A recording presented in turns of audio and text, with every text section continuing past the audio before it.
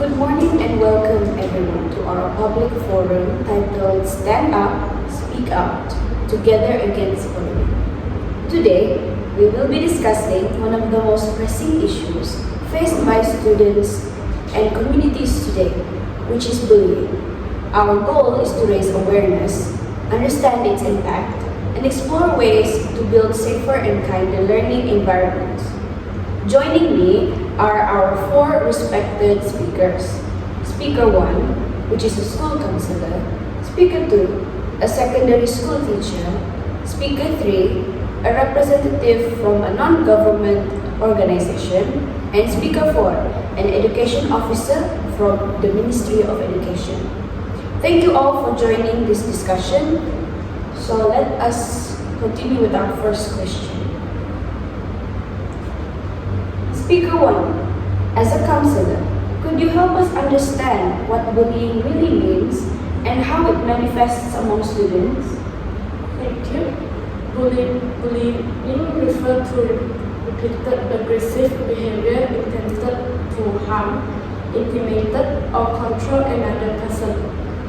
It can be physical, such as hitting or pushing, verbal, including insult or threats, social, like exclusion or spreading rumors, and more recently, cyberbullying, which happen through online platforms and social media.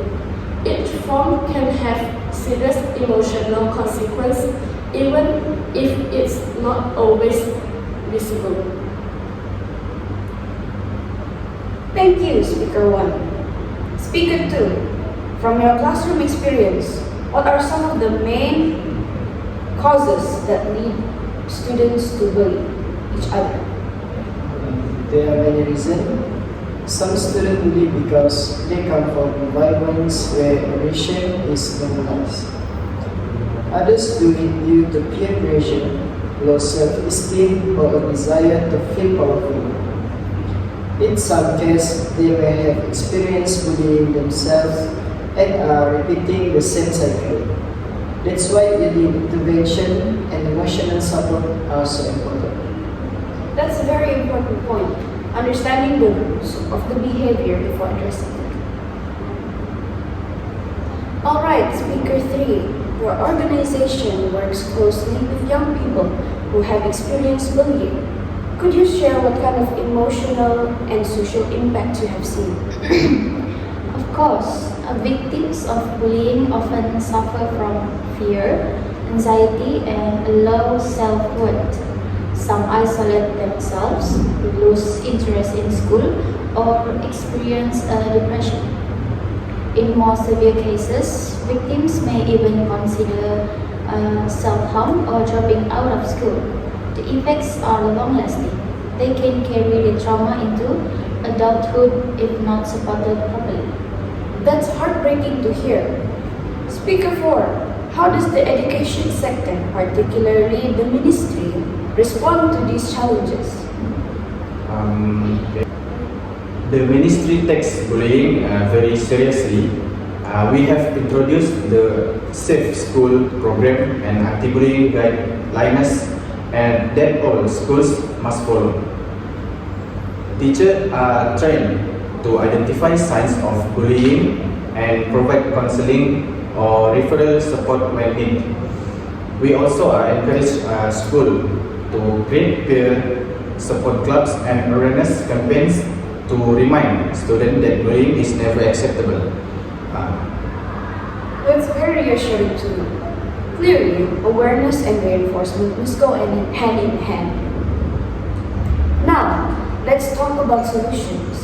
Speaker 1, what do you think schools can do to prevent bullying effectively?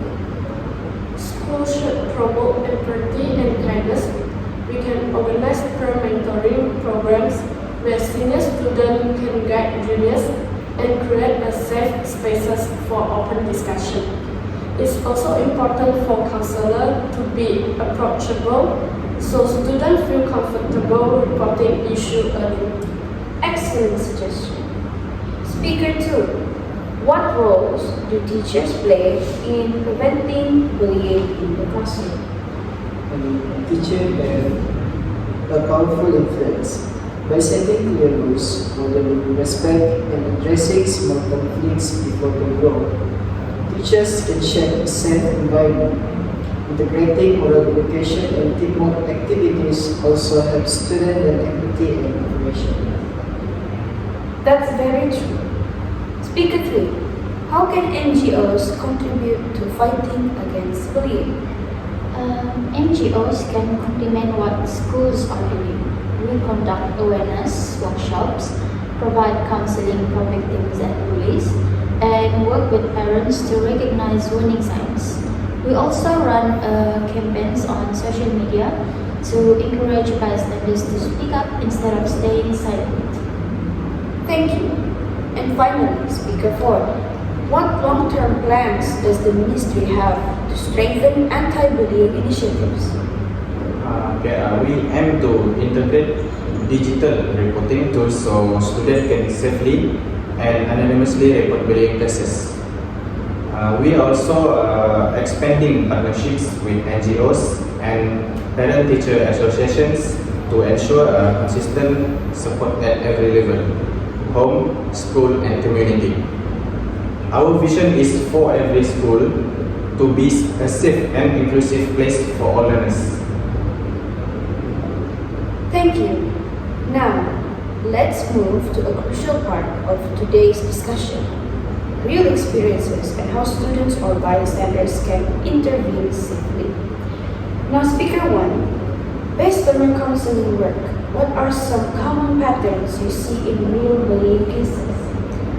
In many cases, victims stay silent because they fear things will get worse. Often, bullying happens in places with less supervision, like corridors, staircases, school toilets, or online.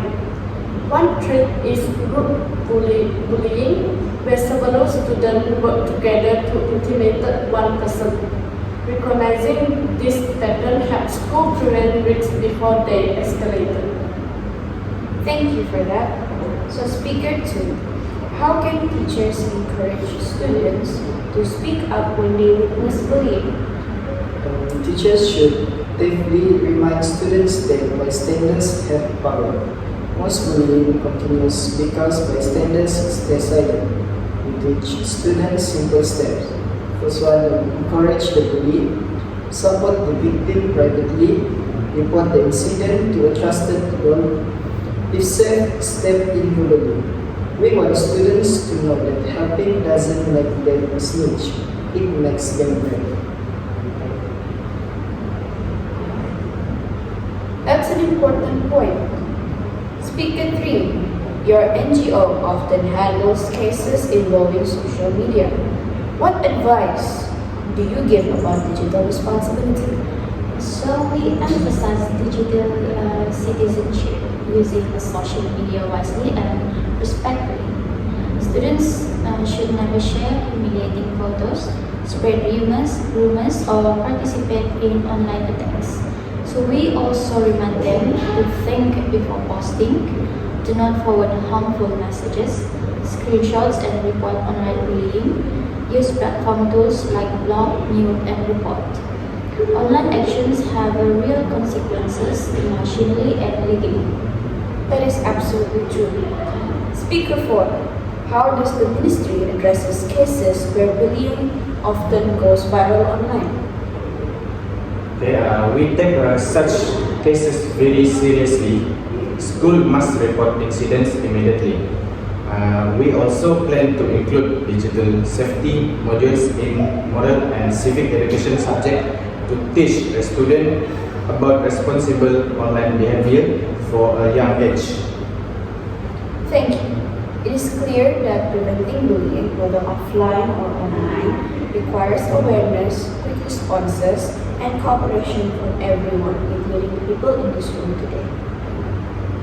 So thank you to all our speakers for sharing such valuable insights. From today's discussion, it's clear that bullying is not just a school problem, it is a community issue. It requires understanding, compassion, and cooperation from everyone: students, teachers, parents, and policymakers alike. So before we end, I'd like to summarize a few key takeaways. So bullying can take many forms, but all can cause harm. Early detection and open communication are essential. Preventive education, empathy, and collaboration build lasting change.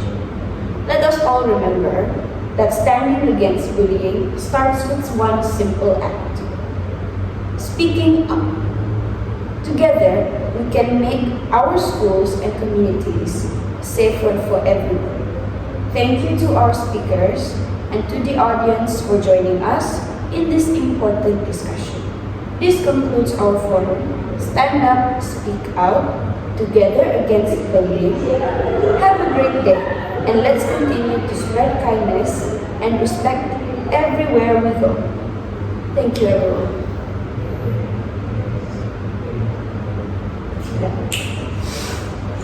Asik gila.